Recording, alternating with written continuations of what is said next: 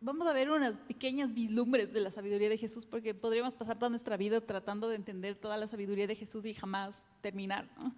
Pero en esta semana vamos a ver algunas de las cosas que Jesús hizo durante su ministerio aquí, que nos hablan de su carácter sabio, no solo de su sabiduría en la palabra, sino de cómo su sabiduría era llevada a la acción y cómo Él ponía en práctica, como nos dice la palabra, la sabiduría de lo alto que el Señor le daba. Entonces vamos a empezar en nuestra lectura que era para el día domingo. No tenemos la presentación disponible, así que pueden abrir sus Biblias en Marcos 5, 35 al 43, y yo les voy a leer desde acá, ¿ya? Les voy a leer en la versión NBI. Todavía estaba hablando Jesús cuando llegaron unos hombres de la casa de Jairo, jefe de la sinagoga, para decirle: tu hija ha muerto, ¿para qué sigues molestando al maestro? Sin hacer caso de la noticia, Jesús le dijo al jefe de la sinagoga: no tengas miedo, cree nada más. No dejó que nadie lo acompañara excepto Pedro, Jacobo y Juan, el hermano de Jacobo. Cuando llegaron a la casa del jefe de la sinagoga, Jesús notó el alboroto y que la gente lloraba y daba grandes alaridos. Entonces les dijo: ¿por qué tanto alboroto y llanto? La niña no está muerta, sino dormida. Entonces empezaron a burlarse de él. Pero él los sacó a todos.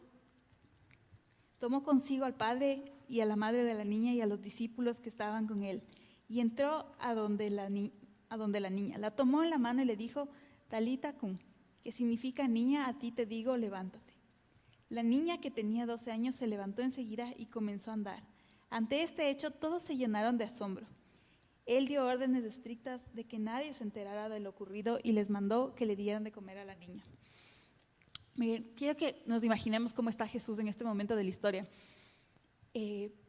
Podemos ver más detalles acerca de cómo se encontraba él al inicio de este pasaje si leemos un poco antes en el milagro que él realizó de curar a la mujer del flujo de sangre, ¿ya? Entonces este pasaje nos habla de que Jesús estaba rodeado por una gran multitud, por una no sé cuánta gente que nos dice que les aplastaban, ¿ya? Y él acababa de hacer este milagro anterior que nos dice de la mujer con el flujo de sangre, y ella la había tapado y pasó todo lo que ya sabemos de ese milagro. Imagínense en esta escena, entonces está Jesús ahí, está esta multitud alrededor, la algarabía de lo del milagro, seguramente algunas personas felices, la mujer feliz, algunos tal vez no tan felices, algunos con objeciones de que esta mujer considerada impura haya estado en medio de la multitud. Todo esto estaba sucediendo en ese momento, y Jesús estaba en medio de esta situación cuando Jairo recibe la noticia. Jairo, que estaba ahí, jefe de la sinagoga, recibe la noticia de que su hija había muerto. Y pensemos en esto como Jairo en este momento no era solo Jairo, jefe de la sinagoga, sino Jairo, padre de familia, ¿no? Jairo, padre de esta niña que le acaban de decir que había muerto. Y en ese momento, miren, yo me imagino, no he tenido que pasar por esta situación, pero el momento en que alguien reciba la noticia de que su hijo ha muerto, no importa si eres del jefe de la sinagoga, eres del príncipe del país, no importa. Eres el padre de familia que acaba de perder a su hijo. Y la situación es que él ya sabía que su hija estaba gravemente enferma, y si es que nos vamos antes en el pasaje, en el versículo 22, si ustedes se fijan después, él ya había hablado con Jesús. Esto ya estaba, ya habían quedado, por decirlo de alguna manera. Él ya se había encontrado con Jairo, ya habían tenido una conversación, y Jesús le había dicho que ya iban para la casa de Jairo. Pero imagínense en esto, ya le dijo esto, que ya iba a su casa, él ya sabía que su hija estaba enferma, viene esta mujer con el flujo de sangre, interrumpe toda la situación. Se demora Jesús por esto, por decirlo de alguna manera, y llegan sus personas que estaban en su casa, que no sabemos exactamente quiénes eran, y le dicen: tu hija se ha muerto, ¿ya? Entonces, imaginen esa situación. La multitud seguía oprimiéndole en medio de esta situación.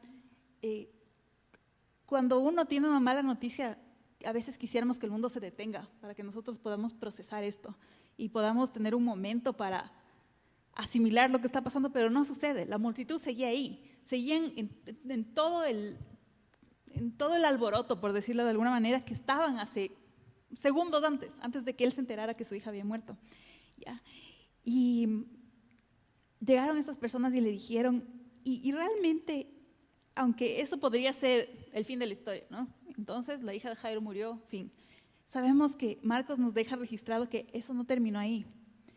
Y me imagino yo cómo debió haber sentido Jairo al escuchar estas dos cosas. Primero, tu hija ha muerto. Y la segunda, esta total falta de empatía de las personas que le decían, ya, tu hija se murió, deja de molestar al maestro, ya no le molestes. O sea, como si no fuera suficiente el dolor de saber que su hija se había muerto, le estaban diciendo, ya no molestes.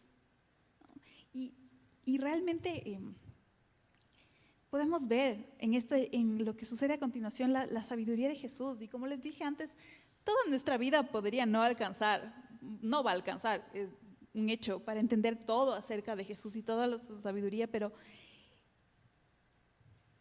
veamos que en este momento de crisis, en que Jesús encuentra a Jairo, él tiene la sabiduría para dirigirse a la persona que estaba en crisis, ¿ya? Él fue capaz de ignorar a las personas que estaban alrededor y que solo estaban empeorando la situación. Él no se dedicó en ese momento a decirles, vean insensatos, ¿cómo es posible que ustedes le digan esto a un padre que acaba de perder su hija? No, en ese momento la persona que le necesitaba era Jairo. Y él dejó de un lado lo demás y se enfocó en él. Y como leímos la semana pasada, recién en Eclesiastés, hay un momento para todo. Y este momento era el momento para darle palabras de ánimo a Jairo. No era el momento para reprochar a los insensibles, no era momento para decirles que debían actuar mejor. La hija de Jairo había muerto y ellos básicamente le decían, ya no molestes, este no era el momento para corregirles. Y Jesús en su sabiduría no les hizo caso. No les hizo caso, simplemente se dirigió a Jairo y le dijo lo que necesitaban escuchar en este momento. No temas, cree solamente. En otras nos dice, sigue creyendo, ¿no? Continúa creyendo, porque él ya había creído unos versículos antes que Jesús iba a ir a su casa y algo iba a pasar. Y parecía que no, parecía que todo esto se había arruinado. Y eso era exactamente lo que Jairo necesitaba escuchar en ese momento. Y les digo esto como sabiduría, ¿por qué? Porque frecuentemente cuando encontramos a alguien que está atravesando una situación difícil o una crisis, a veces los que estamos alrededor somos pésimos para consolar, pésimos. Ya sea porque o minimizamos el dolor de la persona que está sufriendo, o porque nos ponemos nosotros como centro de atención y decimos, sí, yo también, o sea, no es para tanto, a mí también me ha pasado lo mismo. O usamos frases trilladas de sí, pon de parte, o no pasa nada, o la vida sigue. Cualquier cosa que simplemente niegue el dolor o le diga que supere el dolor que ya, o como ellos, ya no molestes, ya. Tienes que ser fuerte. ¿En qué edifican todas estas palabras que decimos? Si no sabe qué decir, no diga nada. También, como vimos en Eclesiastés, que hay un tiempo para todo, hay un tiempo para estar en silencio. Antes de hablar con alguien en crisis, pidámosle al Señor Jesús que nos dé la sabiduría que Él tuvo y que nos permita decir algo sabio como Él le dijo a Jairo en ese momento, o callar, ¿ya? Que también es una opción válida. En vez de ahondar en la herida y con palabras que nos hagan capaz sentir mejor a nosotros, sentir que estamos ayudando y que lo único que hagan es agravar el dolor de la persona que está sufriendo. Esto es sabiduría.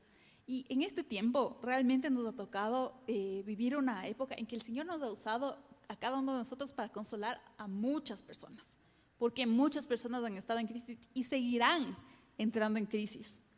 Que el Señor nos dé esa sabiduría para ser sabios al momento de una crisis. Pero sigamos adelante. Él le dice con estas palabras, no temas, solo cree. Y con esas palabras, para mí, se da paso a la segunda parte de la historia, que es el milagro, ¿no? Entonces, evidentemente Jairo no dijo, no, ya no vengas, ¿no? ¿Ya para qué? Podía haberle dicho, no, o sea, ya me dijeron que murió mi hija. Ya, no, o sea, ya. Jesús continúa su camino hacia la casa de Jairo. Y aunque desde la perspectiva humana, tal vez ya era demasiado tarde, Jesús sabía lo que hacía. ¿Y por qué sabía lo que hacía? Porque él hacía las cosas en obediencia al Padre. Él hacía las cosas que el Padre le mandó a hacer.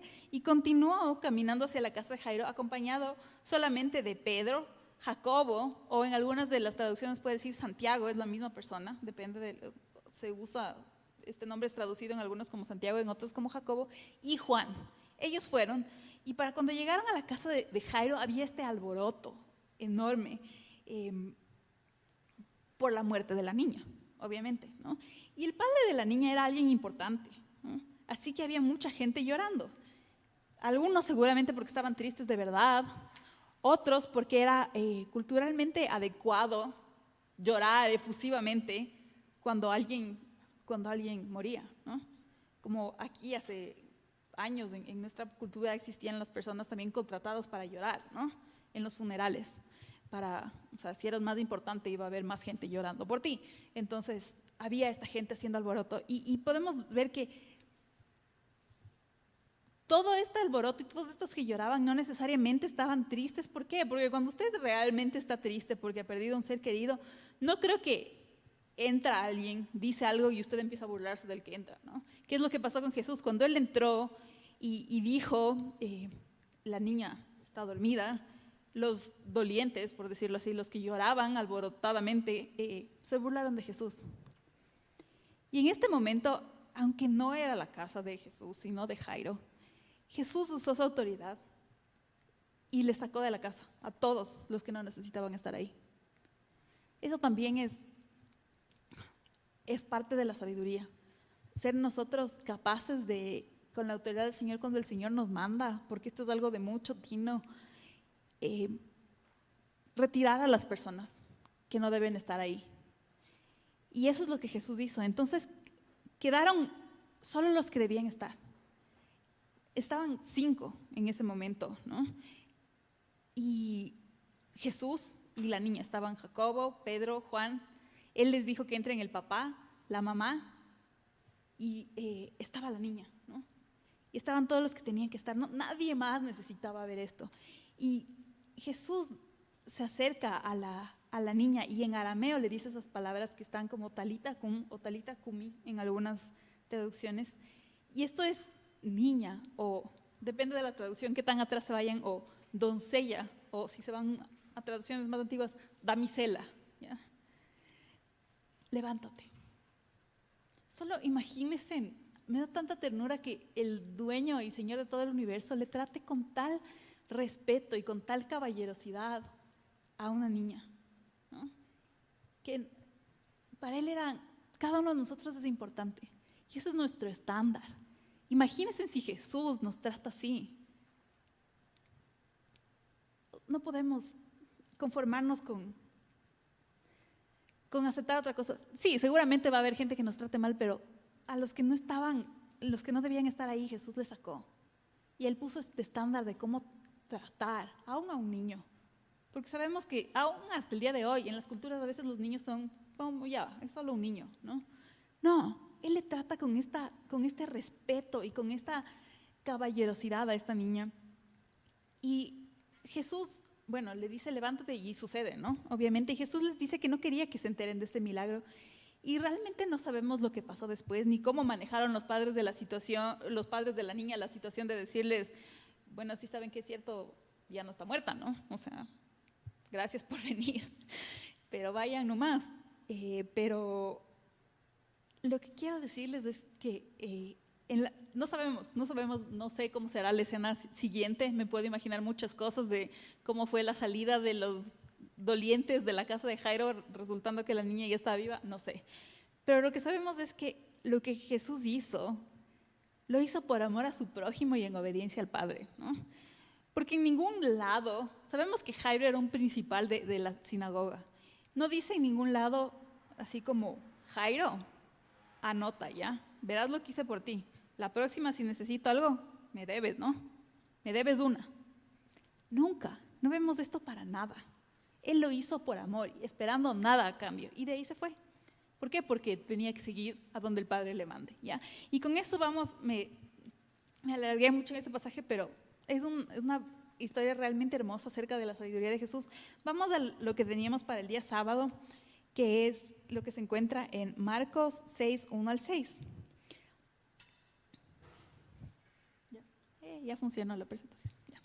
Entonces nos dice: salió Jesús de allí y fue a su tierra, en compañía de sus discípulos. Cuando llegó el sábado, comenzó a enseñar en la sinagoga. ¿De dónde sacó tales cosas?, decían maravillados muchos de los que le oían. ¿Qué sabiduría es que se le ha dado? ¿Cómo se explican estos milagros que vienen de sus manos?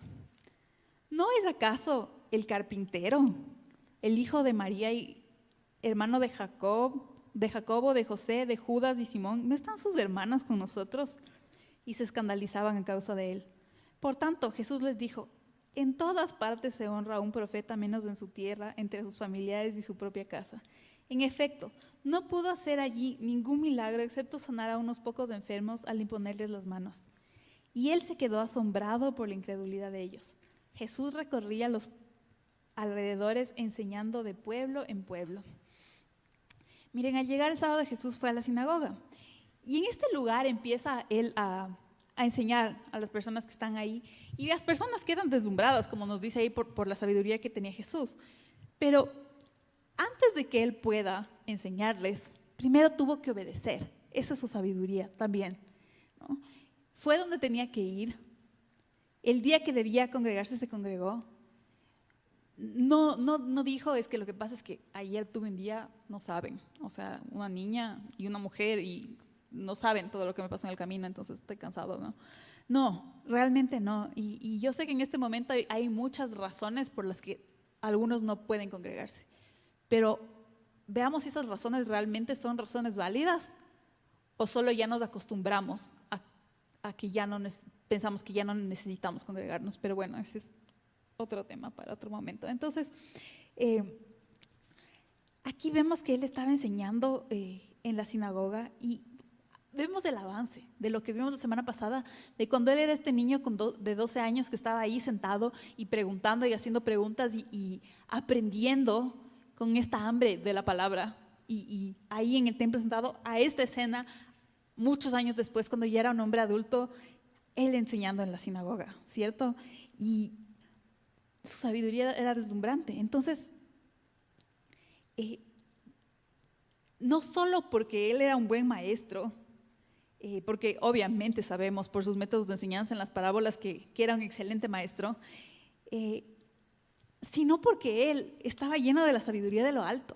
¿Y cómo sucedió eso?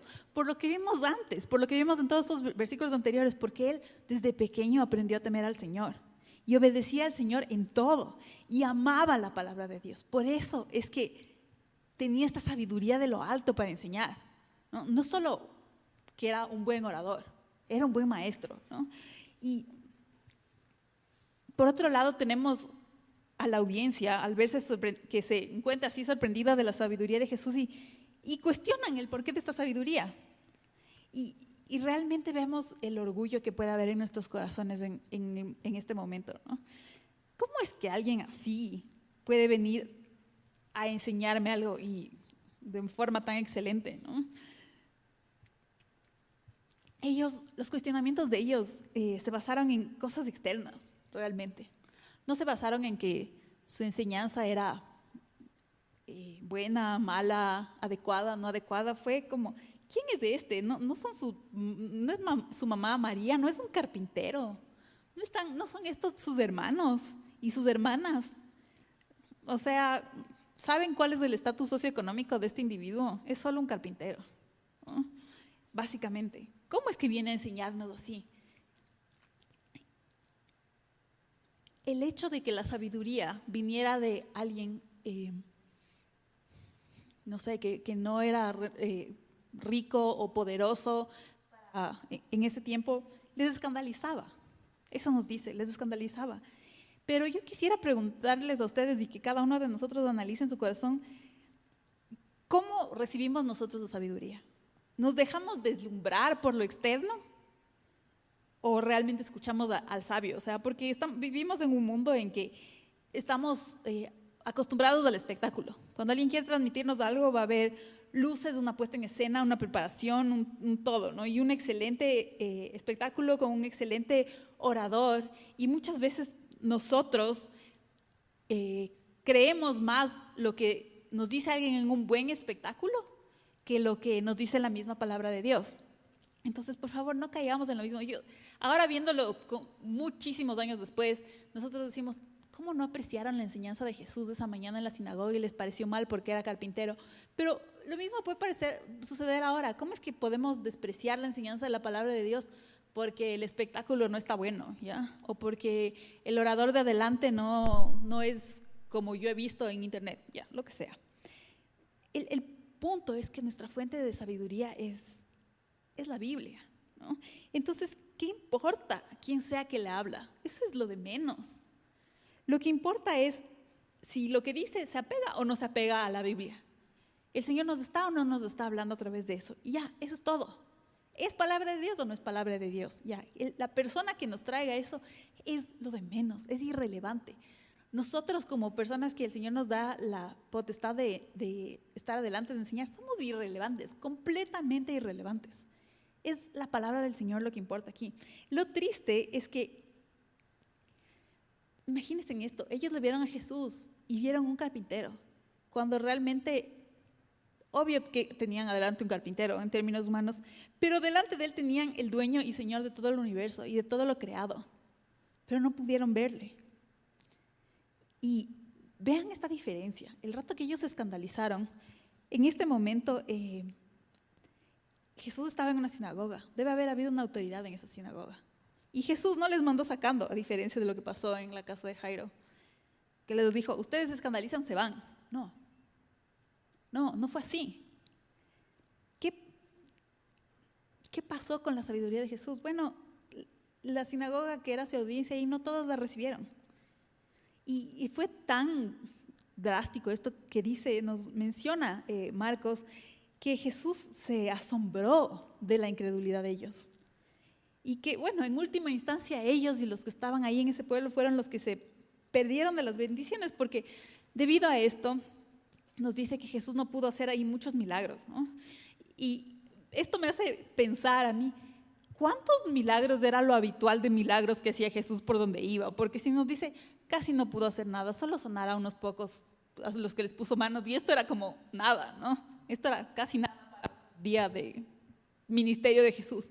Yo me pregunto, ¿cómo habrá sido? ¿No? ¿Cómo habrá sido que por donde él iba, cuántos eran los milagros para que unos pocos sanos sea como, no hizo nada realmente, ¿no? Es increíble pensar en esto. Y bueno, Jesús salió de ahí y recorrió los pueblos de la región y seguía enseñando, y el hecho de que ellos no le hayan tomado en serio porque era carpintero, hijo de María, no le detuvo. Él siguió con lo que tenía que hacer. Como cada uno de nosotros debería, o sea, si es que a alguien no le gusta lo que el Señor le mandó hacer a usted, bueno, pues no le gusta ya, o sea, ¿qué podemos hacer? Usted siga adelante con lo que el Señor le ha dicho que haga. Entonces vamos a lo del miércoles, que teníamos Marcos 7, 1 al 8. Ya.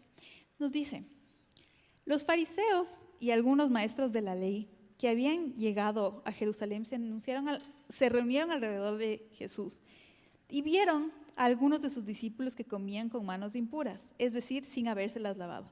En efecto, los fariseos y los demás judíos no comen nada sin primero cumplir con el rito de lavarse las manos, ya que están aferrados a la tradición de los ancianos. Al regresar del mercado no comen nada antes de lavarse y siguen muchas otras tradiciones, tales como el rito de lavar copas, jarras y bandejas de cobre. Así que los fariseos y los maestros de la ley le preguntaron a Jesús, ¿por qué no siguen tus discípulos la tradición de los ancianos en vez de comer con manos impuras? Él les contestó, tenía razón Isaías cuando profetizó acerca de ustedes hipócritas. Según está escrito, este pueblo honra con los labios, pero su corazón está lejos de mí. En vano me adoran, sus enseñanzas no son más que reglas humanas. Ustedes han desechado los mandamientos divinos y se aferran a las tradiciones humanas. Verán, realmente este pasaje, el uso que se le da a este pasaje es tan triste, porque aunque aquí está repetido muchas veces el contexto y de qué estaba hablando Jesús, por lo general tachamos lo que queremos tachar y quitamos del contexto como queremos quitar y terminamos con lo que queremos oír. Y ese no es el punto, ¿no? El punto es que la palabra dice lo que la palabra dice. Y eso es todo. Les digo esto porque este es uno de esos pasajes clásicos utilizados para desobedecer. Y encima más para echarle la culpa a Jesús de nuestra desobediencia. O sea que eso ya es el colmo, ¿no? Así como Adán dijo es que fue la mujer y Eva dijo es que la serpiente fue. Entonces actualmente es como es que Jesús dijo, ¿no? Y eso es tan triste. Pero bueno, la verdad sí me da tristeza, también me indigna, pero bueno, lo que sucede es que ¿por qué me indigna? Porque hace que nuestra fe suene incoherente, ¿no? Si creemos que la Biblia es verdad y es para nuestra instrucción, ¿cómo es que creemos que si le vemos desde este ángulo, entonces de esta parte está mal y esta otra también y la de acá no cuenta y lo que dice acá también es incorrecto, pero, o sea, sí? No, suena algo tan incoherente. Y la palabra de Dios no es incoherente, es absolutamente clara, absolutamente todo tiene claridad con todo y la Biblia se explica a sí misma, ¿no? Cuando los discípulos iban a comer el pan, no estaban con manos inmundas en el sentido de que, como se imaginan ahora, ¿no? No es que llegaban de lodo y con las manos llenas de lo que sea, basura y se sentaban a comer. Eso no es lo que dice. Lo que sucede aquí es que había una tradición. Quiero que quede clara esta palabra porque esto se repite a lo largo de todo el pasaje y aclara el contexto de todo lo que está hablando Jesús aquí. Una tradición acerca de lavarse las manos, ¿ya? ¿Y por qué ritualmente esas manos estaban impuras? ¿Ya? Si ustedes leen más acerca de esta tradición, hablaba de que por qué durante el sueño la persona está inconsciente, entonces se contamina y bla, bla, bla, y tiene que lavarse y los 12 pasos y ya. Entonces ellos no habían cumplido los 12 pasos de lavado de manos de la tradición, estoy diciendo claramente, y por eso los fariseos consideraban que las manos de los discípulos estaban impuras. Igual que como nos dice ahí en el paréntesis en algunas versiones, igual que la vajilla, igual que los utensilios, y si ustedes se ponen a investigar hasta la actualidad, ¿no? O sea, ¿cuál es la vajilla de la carne? ¿Cuál es la vajilla de la leche? ¿Cuáles son los utensilios de esto? ¿Cuáles son los utensilios de otro? Basado en la tradición, no en la Biblia, en la tradición, ¿ya? Y había muchas tradiciones. Es más, los fariseos le preguntan directamente a Jesús, ¿por qué tus discípulos no hacen conforme a la tradición? Ellos nunca dicen conforme a la ley de Moisés, conforme a la ley de Dios, dicen conforme a la tradición, ¿ya? En ningún momento dice aquí en la palabra, y Jesús les enseñaba a sus discípulos a quebrantar la ley de Dios. Nunca, jamás dice eso la palabra de Dios, nunca, en ningún lugar, ¿ya? Así que, por favor, ¿no? En los versículos 8 al 9 nos dice específicamente, dejando el mandato de Dios, os aferráis a la tradición de los hombres. También les decía, astutamente violáis el mandamiento de Dios para guardar vuestra tradición. Estamos hablando de tradición aquí una vez más. Jesús jamás quebrantó la ley de Dios. ¿Por qué? Porque si lo hubiera hecho no hubiera sido el sacrificio perfecto. Eso tenemos que tener claro en nuestra mente. Ni Jesús quebrantó la ley, ni tampoco murió por nosotros y resucitó para que usted y yo seamos libres de quebrantar la ley. No, o sea, eso no es lo que sucedió. Pero él claramente está diciendo aquí a los fariseos lo que podría decirles yo hoy o cualquiera de ustedes a la iglesia cristiana alrededor del mundo. Ustedes han dejado los mandamientos de Dios y se aferran a la tradición de los hombres. Eso podría decir Jesús hoy, ahí está escrito en su palabra, y es tan aplicable hoy como lo era en ese momento, ¿no? ¿Cuánto de lo que hacemos en la iglesia el día de hoy, en la iglesia alrededor del mundo me refiero, en general todos nosotros, todos los que somos parte de la iglesia de Dios, es porque seguimos los mandamientos y cuánto es por tradición? Y es más, ¿cuántas veces ponemos la tradición a la misma altura que la palabra de Dios como si serían lo mismo? Exactamente como en este pasaje estaba sucediendo con los fariseos. Y una cosa más, ¿cuántas veces ponemos tradiciones paganas mezcladas con las cosas de la iglesia y las ponemos al mismo estándar que la Biblia? ¿Ya? O sea, es no es que eso pasaba en los días de Jesús, hoy pasa exactamente lo mismo, ¿ya? Y sí, es que el sincretismo religioso es inevitable, no es inevitable. Cada uno de nosotros tiene que saber qué hace y por qué lo hace. ¿Usted está siguiendo una tradición o está siguiendo la palabra de Dios? Y si está siguiendo una tradición, entonces no diga que esa es la ley de Dios. Y viceversa, ¿no? Entonces, en el 6 entendemos la respuesta que da Jesús. Él no dice, está mal lavarse las manos, ¿no? ¿Cómo va a decir eso? Él no está diciendo eso, ¿no? Ni está diciendo la higiene es mala. O sea, no descontextualicemos las cosas. Les habla acerca del corazón de ellos. Por eso es que les cita este pasaje de Isaías, que no tiene nada que ver en teoría con el ritual de lavado de las manos, sino con tener un corazón purificado, con un corazón limpio. O sea, ellos están fijándose en el ritual externo de lavarse las manos, que es una regla humana. O sea, los 12 pasos ellos se inventaron, sus ancestros lo diseñaron, lo designaron. Y eso es lo que ellos enseñaban, ¿ya? Y Jesús está diciendo que eso no está bien, porque el corazón no estaba bien. O sea, ¿de qué me sirve lavarme las manos 12 veces ahora que estamos en la pandemia? ¿De qué me sirve creer que estoy limpio porque me ponen alcohol, amonio cuaternario, mascarilla y me desinfectan si mi corazón está hecho pedazos? O sea, sería lo mismo, ¿ya? En el 8 el Señor les amonesta. El Señor les amonesta y les amonesta duramente. O sea, les dice, les llama la atención sobre lo que ellos estaban haciendo, de poner las enseñanzas humanas por encima de la ley de Dios. La ley de Dios va por encima de las enseñanzas humanas. Y poner las reglas humanas por encima de los mandamientos divinos, como esa es la palabra que es usada aquí, mandamientos divinos, no era algo para felicitarles, decirle, oh, wow, yo solo me lavo las manos una vez, ustedes 12. Bien. No, o sea, no es eso, no es eso. Evidentemente Jesús les estaba diciendo, fijarse en eso no está bien. O sea, no por las 12 veces que se lave las manos alguien es más santificado que alguien que solo se lave una vez con agua y jabón ya. No está diciendo, o sea, entendamos el contexto, porque si no muchas veces nos perdemos y no solo nos perdemos, sino que no estudiamos, no nos molestamos en revisar lo que dice la palabra y alguien nos sale por ahí con alguna explicación y bueno, pues así dijeron, ¿no? Entonces, sigamos con lo que estaba pasando. Vamos al versículo 9 de Marcos 7, seguimos con el mismo pasaje, nos dice, y añadió, qué buena manera tienen ustedes de dejar a un lado los mandamientos de Dios para mantener sus propias tradiciones. Por ejemplo, Moisés dijo, honra a tu padre y a tu madre. El que maldiga a su padre o a su madre será condenado a muerte. Ustedes, en cambio, enseñan que un hijo puede decirle a su padre o a su madre, cualquier ayuda que pudiera haberte dado es corban, es decir, ofrenda dedicada a Dios.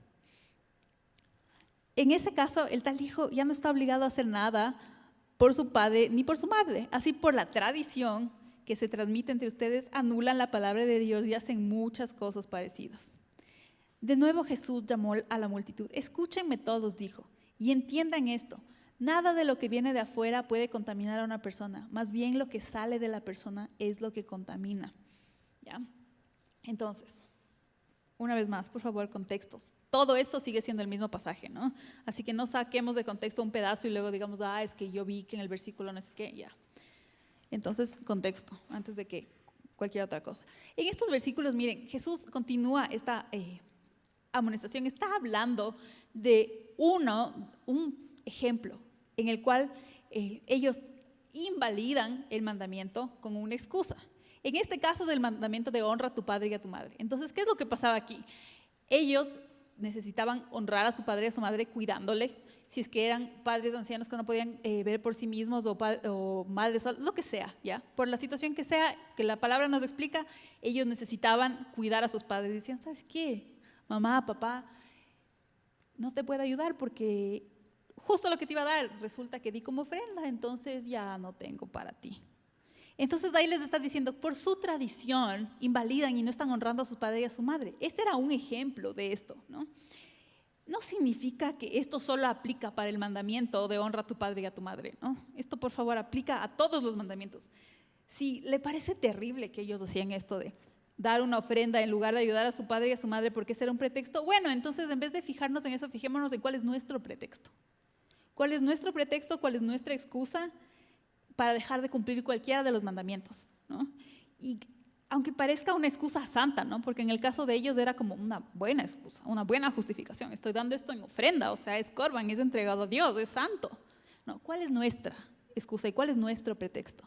Eso, no, o sea, estaba mal lo que los fariseos decían y ponían esta excusa, pero está mal si nosotros lo hacemos también. Entonces, por favor, las cosas deben ser como deben ser. No pongamos nuestras excusas para dejar de cumplir los mandamientos de Dios, aunque así sea la tradición. Aunque todo el mundo antes que yo lo hacía, aunque todo el mundo alrededor mío lo hace, yo tengo que hacer lo que la ley del Señor dice, y eso es todo. Y una vez más, el versículo 13, se repite esta palabra una y otra vez, tradición. Por las tradiciones anulan la ley de Dios. Leamos bien, aquí no dice la ley de Dios está anulada, todo lo contrario, dice que no dejen de cumplir la ley de Dios por las tradiciones. ¿Ya? Entonces aquí viene el versículo súper ultra descontextualizado de la vida, que es el 15, que dice: no hay nada fuera del hombre que al entrar en él pueda contaminarlo, sino que lo que sale de dentro del hombre es lo que contamina al hombre. ¿Qué está diciendo Jesús? Miren, la mano lavada 12 veces no sirve de nada si lo que está en el corazón de ustedes es basura. ¿Ya? Eso es lo que nos está diciendo. No está diciendo, coman nomás lo que haya por donde vayan, entonces, y laman el piso. Ya, no está diciéndoles eso. En ningún lado. ¿Por qué? Porque así se usa este versículo, lamentablemente. ¿No? Lo que sale de adentro es lo que contamina al hombre. ¿Por qué? Porque nos habla la palabra de que de la abundancia del corazón habla la boca del hombre. Entonces, cuando usted habla de lo que usted dice, eso es lo que está dentro de usted, eso es quien usted es. Y el rato que esas palabras salgan, van a ser o para edificar o para destruir, para ayudar a otros o para contaminar, como dice aquí. Aunque usted se haya lavado 15 veces las manos y lavado y bañado 4 veces antes de venir a la iglesia, al rato que abra su boca, y si las palabras que salen son de destrucción, entonces, aunque se haya bañado 5 veces, ¿no? O sea, no importa. Eso es lo que nos está diciendo aquí Jesús. No nos está diciendo, como les digo, vayan y ahora todo lo que encuentren sobre la superficie del planeta Tierra está apto, ¿no? No les va a hacer daño. Vayan y coman, ¿no? Vayan y tómense veneno. No está diciendo eso. ¿Ya? Y entonces vamos al viernes, pero creo que con eso voy a tener que terminar porque ya por el tema del tiempo, pero bueno, está bien. En el 7, en el mismo 7 dice, desde el 17 les voy a leer. Después de que dejó a la gente y entró en la casa, sus discípulos le preguntaron sobre la comparación que había hecho. Y dijo, ¿tampoco ustedes pueden entenderlo? Les dijo, ¿no se dan cuenta de que nada de lo que entra en una persona puede contaminarla porque no está en su corazón, sino en su estómago? Y después va a dar a la letrina. Con esto Jesús declaraba limpios todos los alimentos. Y ahí sí, este versículo, ahí sí. Chao, ¿no? Entonces, yo quiero que vayamos a leer esto palabra por palabra. Jesús declaró limpios todos los alimentos, ¿ya? ¿Cuáles eran los alimentos? Ya, todo lo que decía en Levítico que eran los alimentos. Jesús no dijo, ahora todo es alimento. Eso no dijo. ¿Ya? ¿Por qué? Porque vamos al contexto de lo que estaba hablando Jesús. ¿De qué estaba hablando? Estaba hablando de que había una tradición por medio de la cual se declaraba limpio o contaminadas las cosas. No una ley de Dios, una tradición. En la ley de Dios nos dice cuáles son los alimentos. La tradición decía cómo era la manera de que sean limpios o no limpios, cuál era la vajilla correcta para la leche y para la carne, cuántas horas había que esperar de diferencia entre lo uno y lo otro, ¿ya? Eso era la tradición. No es que Jesús dijo, en ningún lado dice, y Jesús declaró que ahora todo era alimento. No. Está diciendo que no era necesario el ritual de la tradición por el cual ellos decían que un alimento estaba limpio para comer. ¿Ya? Eso es lo que está diciendo. ¿Por qué? Porque todo lo que ellos habían añadido a la ley, todos los rituales que ellos habían puesto, además de lo que Dios ya había dejado. Lo que Dios ya dejó era perfecto y era suficiente. Es perfecto y es suficiente. Y será, ¿ya? En todos los tiempos. Entonces ellos habían dicho, pero aumentemos esto, pero aumentemos esto, pero aumentemos esto. Todo ese aumento era innecesario, ¿ya? Y eso es lo que Jesús está diciendo. Y igual ahora, si la iglesia está aumentando cosas inventadas, entonces también es innecesario. ¿Ya? Y diferenciemos entre lo que es tradición y lo que es la palabra de Dios. ¿Ya? Entonces, aquí nos dice, Jesús declaró limpios todos los alimentos. Ya, primero, ¿cuáles son los alimentos? Vaya y usted busque, ¿ya? Entonces, ¿cuál es el problema? Que el rato que decimos, no, realmente ahí Jesús dijo que todo era comida, entonces usted realmente me está diciendo que usted va a ir al creador, al que le diseñó, a su fabricante, y decirle, no, yo sí sé lo que es bueno para mí. Bueno, entonces les voy a poner un ejemplo, ¿ya? Digamos que usted tiene un auto a gasolina y dice, yo le voy a poner diésel porque es más barato, además mi auto vive bajo la gracia y no bajo la ley, ¿ya? Y se le daña. Entonces, ¿por qué? Porque usted no hizo caso a lo que decía el fabricante. El fabricante decía gasolina, ¿ya? Y usted dijo, no, pero es que yo he visto otros autos que funcionan así. Yo he visto autos que están así y no les pasa nada. Vea, dejémonos de tradiciones absurdas y sigamos la palabra de Dios. Pero usted puede hacer lo que usted quiera. El que va a rendir cuentas de lo que hace con su cuerpo es usted mismo. El que se va a enfermar, se va a sentir pésimo, va a ser usted mismo, ¿ya? Entonces, el Señor sabe lo que le conviene comer y el Señor sabe lo que no le conviene comer. Si usted quiere discutir con Él y decir, es que lo que pasa es que en Marcos dice que Jesús declaró limpios todos los alimentos. ¡Alimentos! Lo que no era alimento no dijo que ahora sí era. O sea, por favor, ¿ya? Entonces, dejemos nosotros también de poner pretextos y nuestras tradiciones, nuestras propias tradiciones de lo que nos han dicho o lo que nos dijeron que dice la Biblia, encima de lo que de verdad dice la Biblia y de lo que de verdad dice la palabra de Dios. Entonces, espero que hayan leído el resto de lo que nos tocaba de la lección esta semana y ahí vamos a quedarnos. Cada uno tiene el libre albedrío, úsenlo de la mejor manera para su bien, obedeciendo al Señor, eso es lo que les puedo decir, y que el Señor les bendiga, mis hermanos. Sigamos con los anuncios y con la alabanza, preparémonos para alabar al Señor también. Bendiciones.